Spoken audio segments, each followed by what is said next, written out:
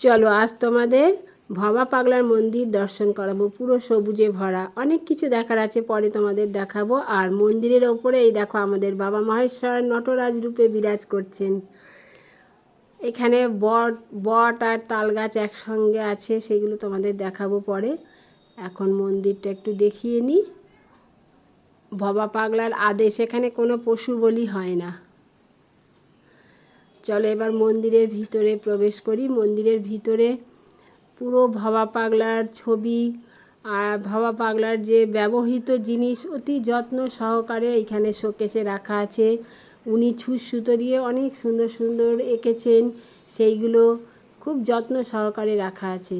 আর এখানে হচ্ছে মা ভবানীর মন্দির আছে, মা ভবানীর পুজো করে। এই যে মা ভবানী মন্দির, কেমন লাগলো সবাই কমেন্ট করে জানাবে। আর এই যে দেখো আমাদের ভবা পাগলা, এই যে।